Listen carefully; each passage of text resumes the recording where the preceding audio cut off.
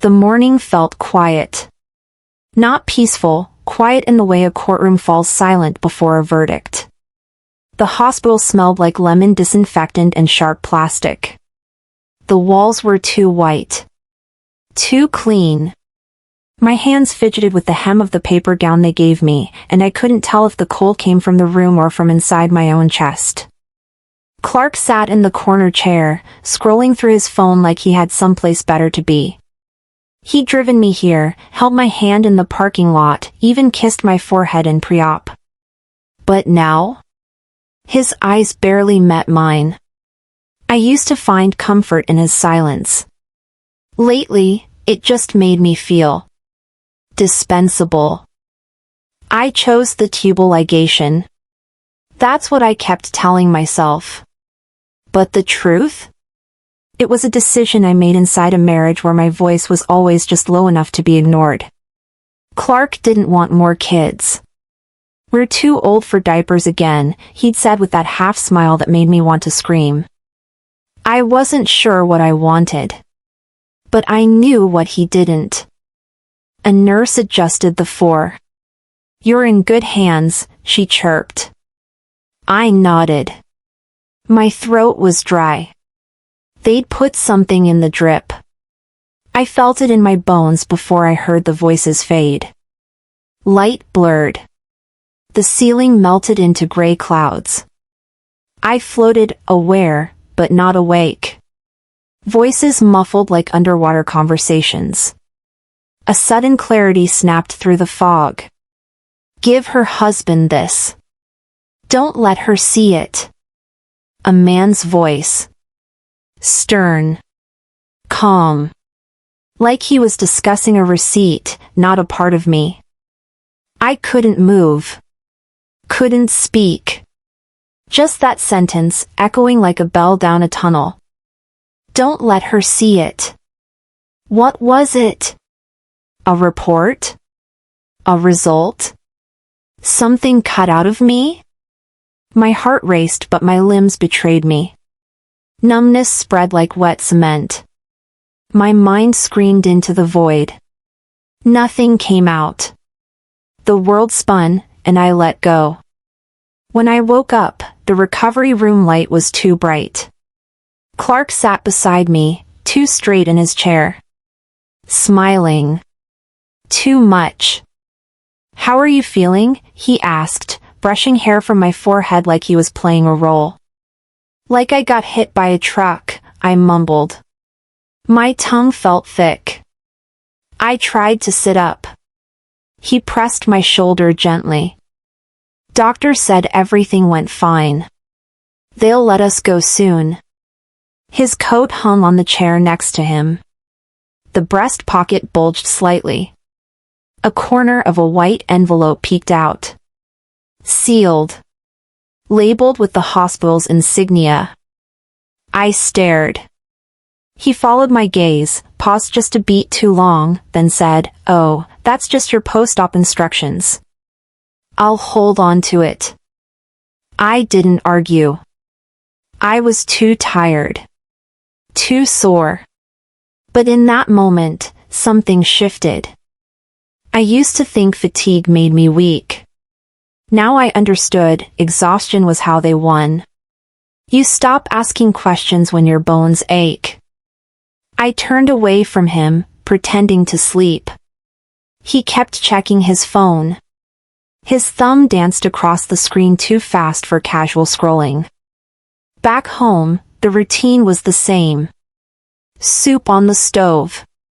Pillows fluffed. Clark overcompensating like a man trying to erase a stain no one pointed out. But I noticed. He took his phone with him everywhere, even into the bathroom. When I glanced at the trash, I saw shredded bits of paper. I pieced them together like a puzzle. An appointment slip. Dated 2 weeks ago. Not mine. That night, I didn't drink the wine I poured. I just stared at it. The glass sat on the coffee table while I sat on the couch, unmoving. Like an exhibit in a museum labeled "Woman Who Waited Too Long."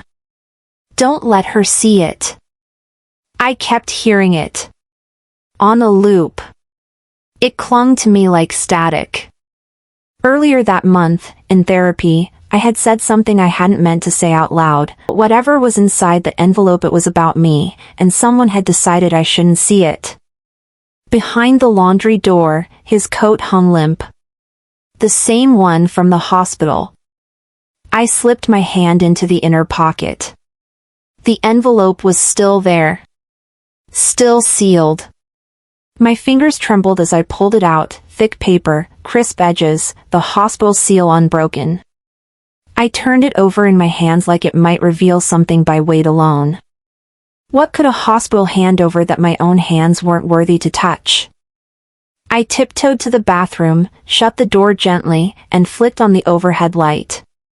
It buzzed faintly, harsh against the silence. I sat on the toilet lid, the envelope between my fingers. My breath caught in my throat as I broke the seal. 3 sheets of paper. Typed notes. Discharge summary. Surgical details. Nothing unusual, until my eyes hit a line that didn't belong. Procedure, bilateral salpingectomy with partial left oophorectomy. My heart stopped. That wasn't what I signed for. That wasn't what we discussed. My vision blurred. I blinked and read it again. Tubal ligation. That was the plan. This was something else entirely. The page shook in my hands. At the bottom, a signature. Not mine. Someone had taken a piece of me. Without my permission. Without my knowledge. My body was treated like a contract they signed behind my back. I looked at my reflection in the bathroom mirror. The face staring back at me didn't feel like mine. It looked pale, like it had just been robbed. I clutched the paper against my chest and remembered Clark's words from a few weeks ago, "We can't handle more chaos. One kid is enough." Back then, I thought he was being cautious. Caring. Now, it sounded different. Cold. Strategic. I let myself feel it for a moment, humiliation. Rage. Grief. But what burned hotter than all of them was clarity. Maybe I made it too easy for them to think I wouldn't question it. They bet on my silence. They forgot who raised me. I pulled out my phone, opened the camera, and took 3 photos of the documents. I created a hidden folder and saved them there. Then I carefully folded the papers, slid them back into the envelope, resealed it with clear tape from under the sink, and returned it to Clark's coat. Right back where it was. When I climbed back into bed, Clark stirred slightly. I turned away from him. He didn't suspect a thing. I watched the shadows move across the ceiling, one thought circling in my mind like a hawk: if they thought this was the end of my voice, they're about to hear me louder than ever. 2 days passed before I made the appointment. I told Clark I was running errands, just like any other weekday morning. He didn't ask where, he never did, not when he assumed control had already been taken from me. The sky was pale, cold light spilling over Knoxville's old brick buildings as I drove toward downtown. The hum of traffic felt detached, like white noise in a life that wasn't mine anymore. The hospital had called earlier that morning, a cheerful nurse asking about my recovery. Her voice was too polite, too polished. "Everything healing as expected?" she'd asked. I almost laughed. The way she said it, like we both weren't aware of what they'd done. I hung up before she finished the sentence. Naomi Hale's office was tucked between a florist and a pawn shop. Her name still sat on the frosted glass door, same looping handwriting I remembered from college. Back then, she was the loud one in class, the one who refused to let professors interrupt her mid-thought. I used to admire that. Now I needed it. She greeted me with a hug, the kind that held quiet understanding instead of words. "You look like hell," she said softly. I smiled faintly. "I feel worse." We sat down at her small oak desk. I slid the photos from my phone to her computer via AirDrop. "These are copies," I explained. "I didn't want to bring the originals. Clark doesn't know I found them." Naomi leaned forward, glasses halfway down her nose. "All right. Let's see what they tried to hide." For the next few minutes, the only sound was paper rustling and her pen tapping the desk. I watched her eyes narrow as she read line after line, occasionally circling something or muttering under her breath. "It felt strange," I said, breaking the silence. "Defending my own body like it was a case file." Naomi looked up. "You're not crazy for wanting answers. You'd be crazy not to." She held up one of the photos. "See this?" She pointed to a timestamp on the form. 2 pages signed within seconds. "That's not standard." And this, she zoomed in on a signature that wasn't mine. "This handwriting's different." I leaned closer. My chest tightened. "What does that mean?" She sighed. "It means this isn't your signature. It looks like your husband's. There's a clause here, spousal consent for sterilization in the event of unforeseen complications. Outdated, invalid without your authorization. It shouldn't even be on this form." I stared at the screen. So, someone gave permission to silence my future. Naomi didn't flinch. "Yes. And if that someone is Clark, this isn't just malpractice, it's fraud. Maybe even conspiracy." For a long moment, I didn't speak. The air in the room felt heavier, the kind that makes every breath a decision. "I wasn't crazy," I whispered. "They actually did it." She nodded. "You weren't crazy.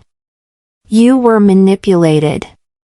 Naomi began flipping through online records, cross-referencing the surgeon's name, Dr. Kendrick Hale. Her brows furrowed. "He's been flagged before. Complains about patient consent issues, mostly women, but no solid proof. Always settles quietly." I felt my stomach drop. "You think Clark, he and the doctor?" She hesitated. "It's possible. The timing fits." The extra page, the clause, it had to come from somewhere. My mind flashed to that morning at the hospital.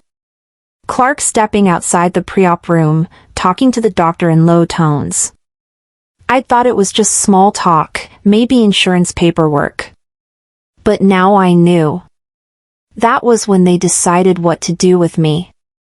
I pressed my palms to the desk, trying to steady the tremor in my fingers. If they took away my choice, I'll take back my power. Naomi gave a small, approving nod. "Good. But don't rush it. We need evidence. Paperwork, witnesses, maybe even footage from the hospital. We'll request it under the guise of insurance verification, nothing suspicious." I exhaled slowly. "And Clark?" "Not yet," she said. "Play along. Observe him. Keep records, texts, phone calls, anything. You're building a case now, not starting a fight." It was the first time in weeks I felt like I had ground under my feet again. I pulled out my phone and began organizing folders for evidence. Dates, screenshots, recordings. Naomi's voice steadied me. "This isn't just about you. If we prove this, it could protect others." As I stood to leave, she walked me to the door. "Truth doesn't whisper forever," she said quietly. Outside, the wind picked up, sharp against my cheeks. The city noise returned, a siren in the distance, footsteps on concrete, life going on like nothing had happened. But something had changed. For the first time since the surgery, I wasn't just reacting. I was preparing. I pulled into the driveway just after 6. Porch lights were already on, glowing like the house was trying too hard to feel warm. Inside, I expected stillness. Instead, I opened the door to the sound of pots clinking and music low from the speaker. Clark was in the kitchen. Cooking. Like some Hallmark version of himself. He'd shaved. Buttoned a fresh shirt. Even lit a candle on the table. It was the kind of effort you make when you're hiding a body, or worse, the truth.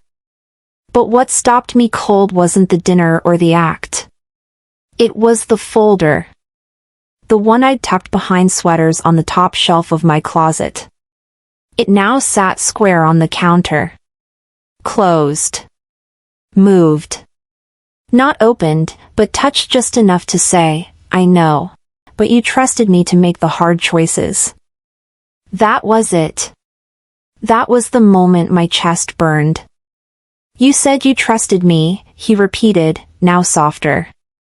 And I did what needed to be done. For us.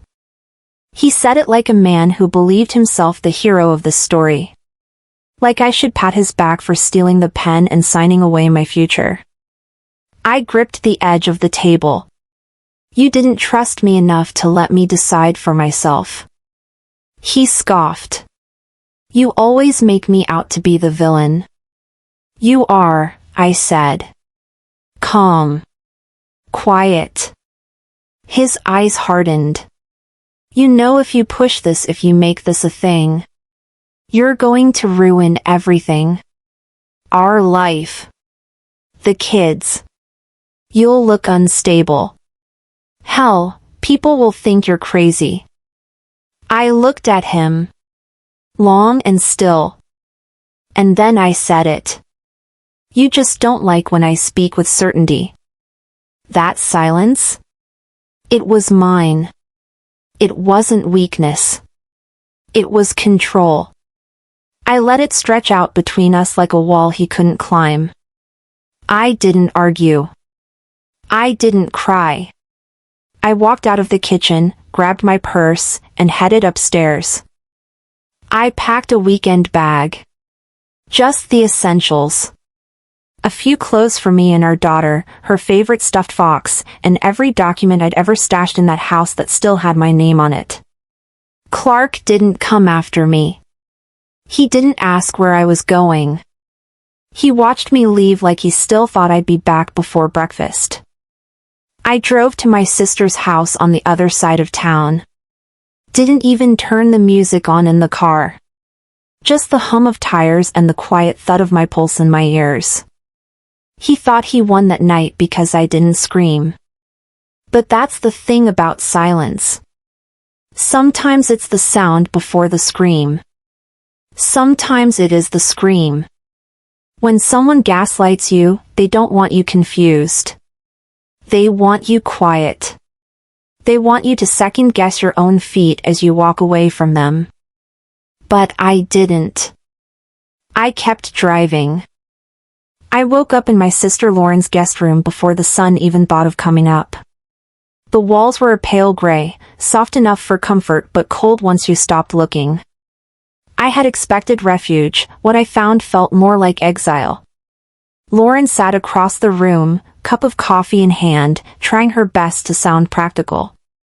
You just need to let it go, she said, through that Midwestern drawl she never lost.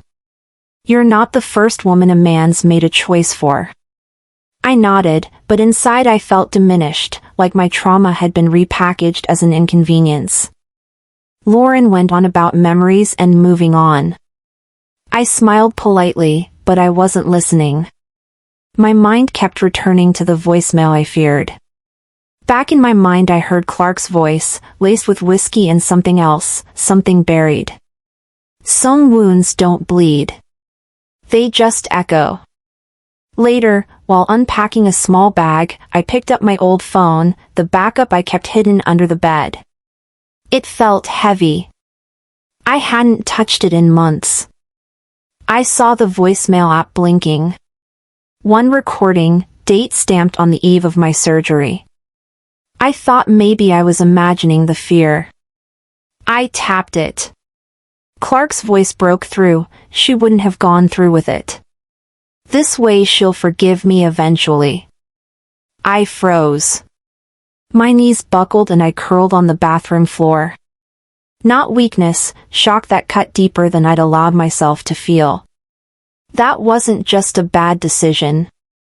That was premeditated.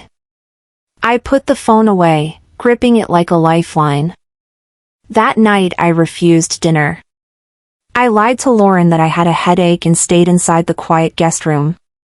I stared at the ceiling fan spinning slowly, a constant I used to find calm. Now it felt like a metronome counting down my patience.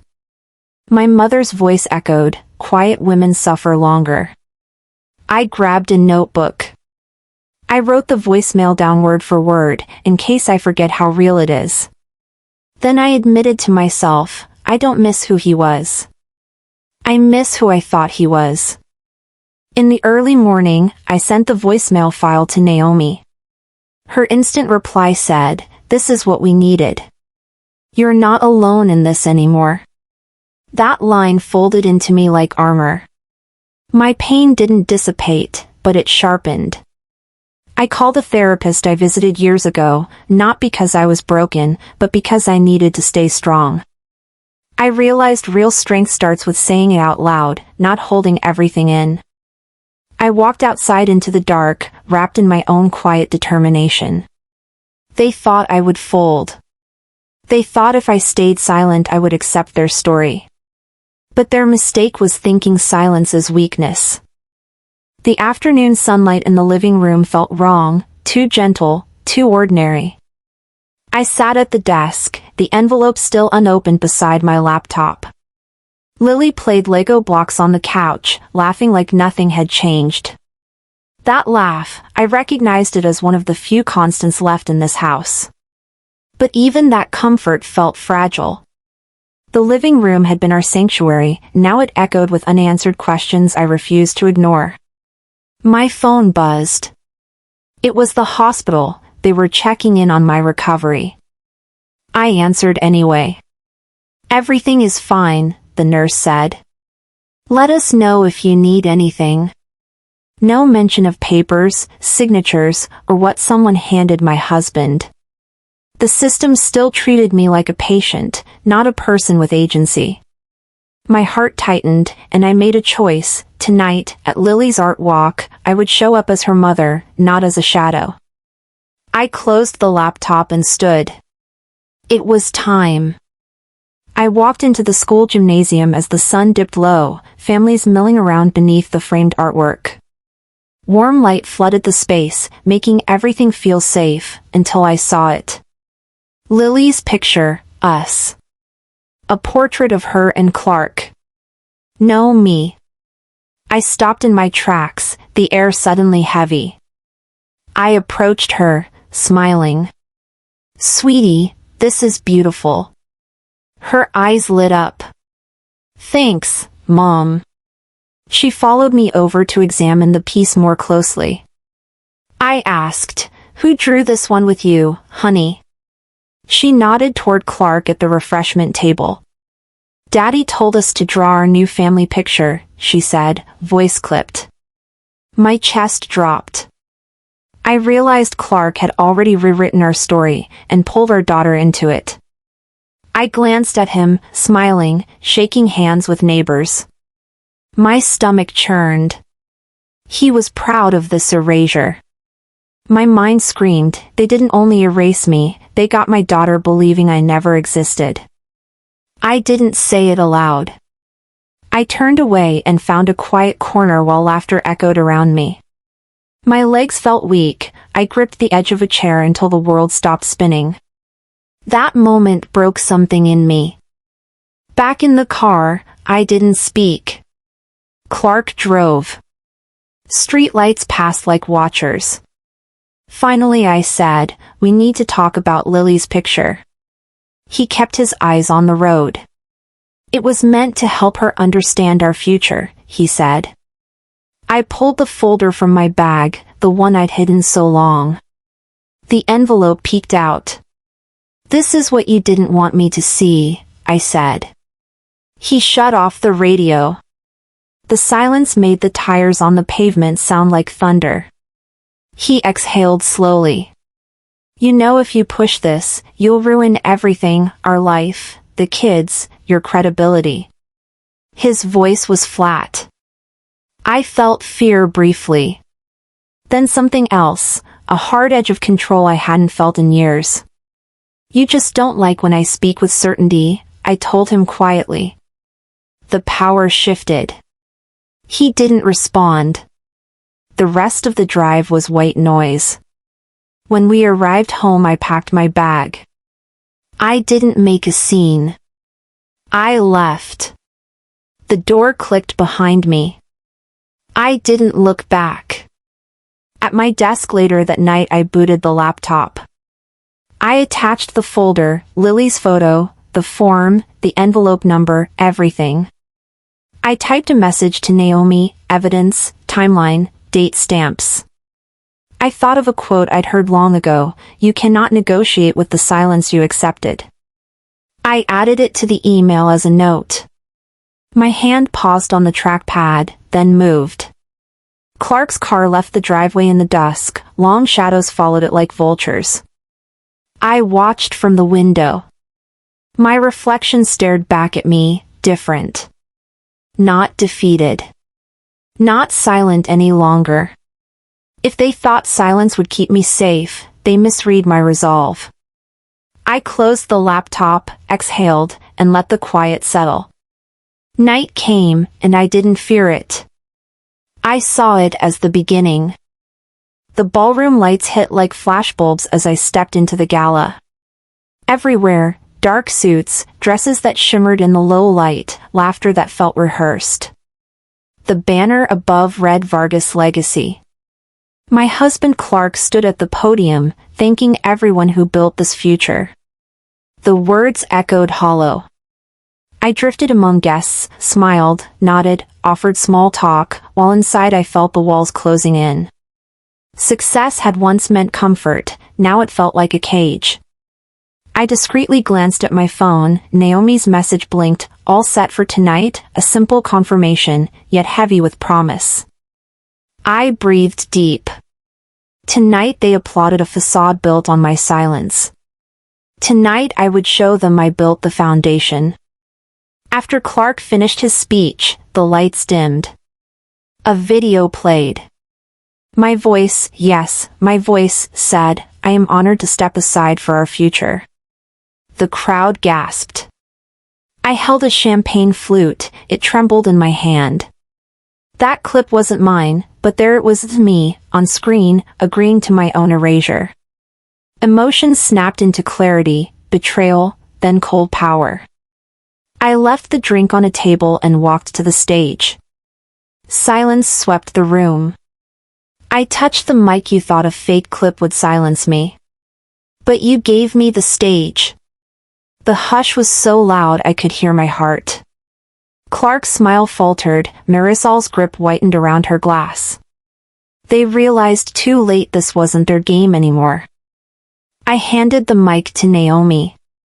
She walked up in her suit, steady, determined. The screen behind us flickered. She said, "Behind this gala is a hierarchy built on erasure. Tonight we begin rebuilding on truth." Lights dimmed. The Vargas Legacy banner stuttered in darkness.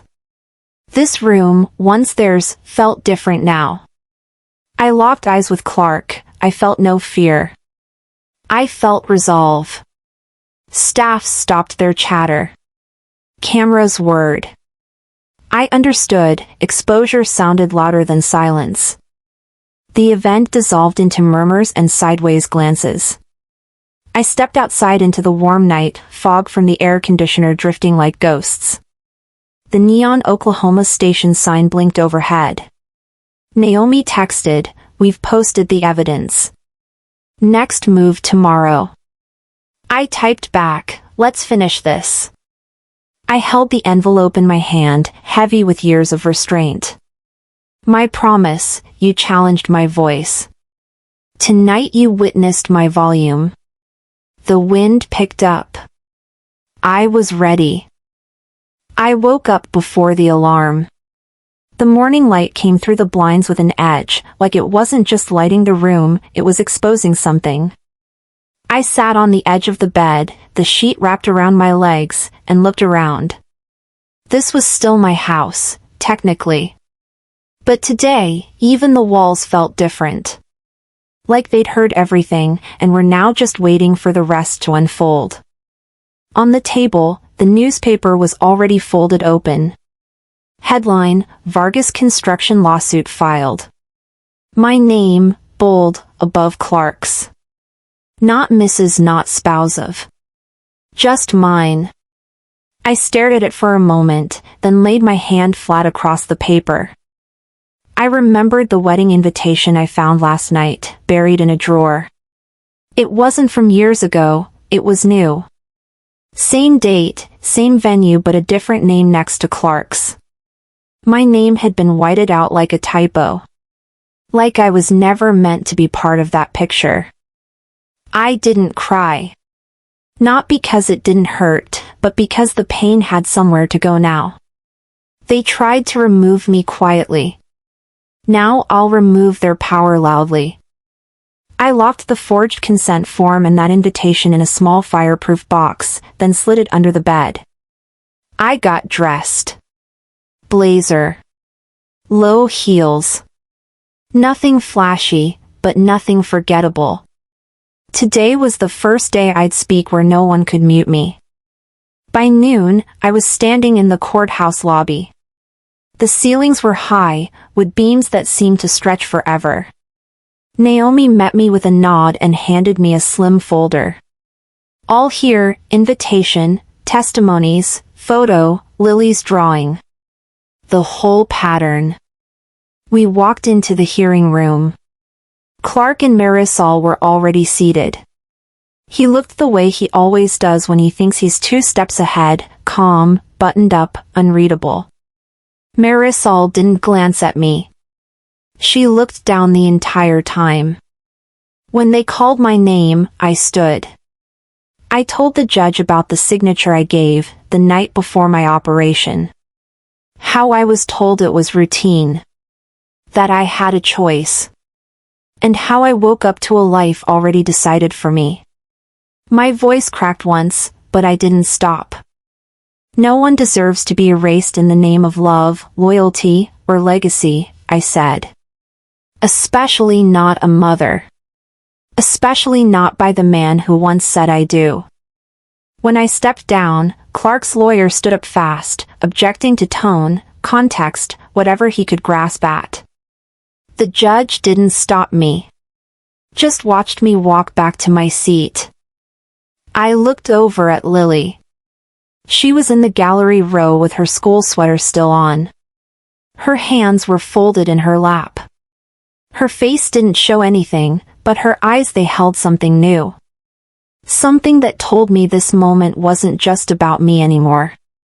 Later, outside the courthouse, flashes went off like fireworks. Reporters called out. I didn't stop. I just held Lily's hand tighter and shielded her face from the cameras. I saw the newspaper headline again, this time with my photo, not Clark's. I didn't smile. I just let it be. I thought about the wedding photo I saw yesterday, still framed in our old home. Except it wasn't ours anymore. Someone had placed it in the hallway, cropped so I was just out of the frame. Even history had been re-edited. I slipped my hand into my coat pocket. Felt the small chain, my mother's necklace. She gave it to me the day Lily was born. Always choose peace, it reads. I used to think that meant staying quiet. Now, I know better. We got into the car. Lily leaned her head against my shoulder and whispered, "Mommy, I know you're here." For the first time in years, I didn't feel like I was fighting to be seen. I was being heard. And I'm just beginning to speak. I woke without an alarm. The house was still. Back in the day it would have felt like freedom. I used to think quiet meant peace. Now it means something else. I walked into the kitchen, poured tea, and watched the early light filter in across the table. It reminded me of the morning before they took that surgery, the light calm, the air soft. I sat down, phone in hand, and listened to the voice message Clark sent at 3:04 a.m., his voice raw, shaky. I thought I was protecting us, but I was just protecting myself. I didn't cry. I deleted it. Some wounds don't need to be answered, they need to be left behind.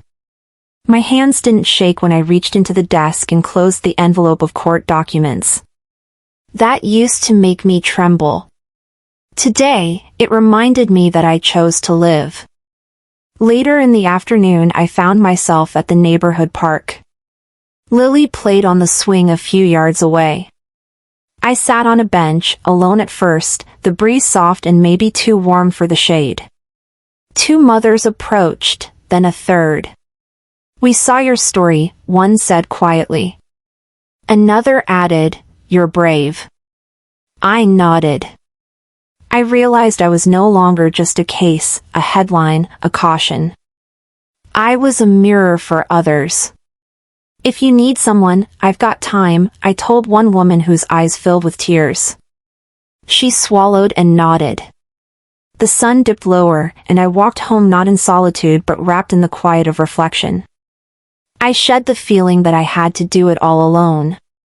Strength, I found out, doesn't mean you carry every burden, it means you share the load.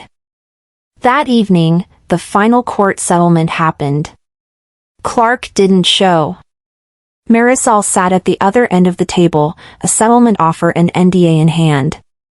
I looked at Naomi. I shook my head. I stood.